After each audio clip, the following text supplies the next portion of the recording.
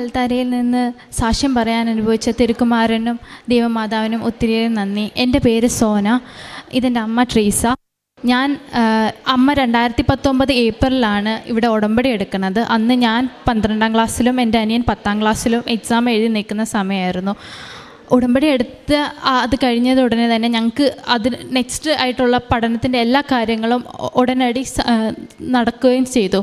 അപ്പോൾ ആദ്യമായിട്ട് പറയാവുന്ന സാക്ഷ്യം എന്താണെന്ന് വെച്ച് കഴിഞ്ഞാൽ, കഴിഞ്ഞ വർഷം ഒക്ടോബറിൽ എൻ്റെ അപ്പയ്ക്ക് കടയാണ്. അപ്പോൾ കട കഴിഞ്ഞ് അടയ്ക്കുന്ന സമയത്ത് എന്തോ സാധനം താഴത്തുനിന്ന് എടുത്ത് എഴുന്നേറ്റപ്പോൾ തൊട്ട് നെഞ്ചിനൊരു വിലക്കം പോലെയെന്ന് ഞങ്ങളെടുത്ത് പറഞ്ഞു.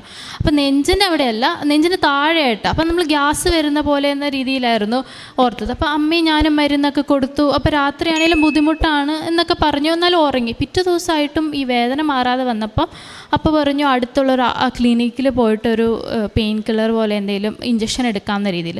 സാധാരണ അവിടെ ചെല്ലുമ്പോൾ പെയിൻ കില്ലർ തരുക ചെയ്യണം. പക്ഷെ അന്ന് ആ ഡോക്ടറിൻ്റെ മകൻ ഡോക്ടറായിരുന്നു ഉണ്ടായിരുന്നത്. അപ്പോൾ ഡോക്ടർ പറഞ്ഞു ഒരു ECG എടുത്ത് നോക്ക്, നമുക്ക് എന്നിട്ട് ഇഞ്ചക്ഷൻ എടുക്കാമെന്ന്. അപ്പോൾ ECG എടുത്ത് നോക്കിയപ്പം വേരിയേഷൻ കാണിച്ചു. അപ്പം ഡോക്ടർ പറഞ്ഞു ഒരു കാര്യം ചെയ്യും, കാർഡിയോളജി സ്പെഷ്യലിസ്റ്റ് ആയിട്ടുള്ള ഏതെങ്കിലും ഹോസ്പിറ്റലിൽ പോകണമെന്ന് പറഞ്ഞു. അപ്പം കടയായിരുന്ന സ്ഥിതിക്ക് അമ്മ കടയിലിരുന്നു, ഞാനും അപ്പയും ഒരു ചേട്ടനും കൂടെ കുറച്ച് അകലെയുള്ള ഒരു ഹോസ്പിറ്റൽ, കാർഡിയോളജി സ്പെഷ്യലിസ്റ്റ് ആയിട്ടുള്ള ഹോസ്പിറ്റലിൽ ചെന്നു. അപ്പോൾ വിവരങ്ങളൊക്കെ പറഞ്ഞപ്പോൾ ഡോക്ടർ പറഞ്ഞു നമുക്കൊരു ഡ്രോപ്പ് ടെസ്റ്റ് ചെയ്യാം. ഡ്രോപ്പ് ടെസ്റ്റ് എന്ന് പറഞ്ഞു കഴിഞ്ഞാൽ നമ്മൾക്കിപ്പം അത് പോസിറ്റീവ് ആണെങ്കിൽ അറ്റാക്ക് ഉണ്ടായിട്ടുണ്ട് എന്ന് പറയുന്നതാണ്. അപ്പോൾ അത് ചെയ്യാമെന്ന് പറഞ്ഞു. അപ്പം ഞാൻ മാത്രമേ ഉള്ളൂ. അപ്പോൾ കുറച്ച് കഴിഞ്ഞപ്പോൾ എൻ്റെ ഒരു ആൻറ്റിയും അങ്കിളും വന്നു.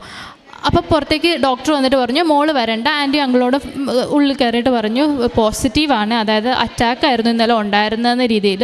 ഉടനെ തന്നെ അവർ എമർജൻസിയിലായിരുന്നു. ഉടനെ തന്നെ അവിടുന്ന് ICUലോട്ട് ഷിഫ്റ്റ് ചെയ്തു.